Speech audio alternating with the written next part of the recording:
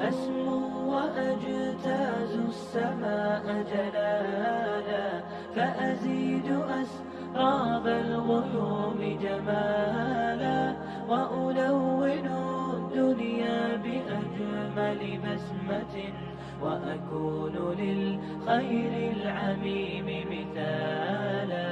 أسمو وأجتاز السماء جلالا، فأزيد أسراب الغيوم جمالا، وألون الدنيا بأجمل بسمة، وأكون للخير العميم مثالا.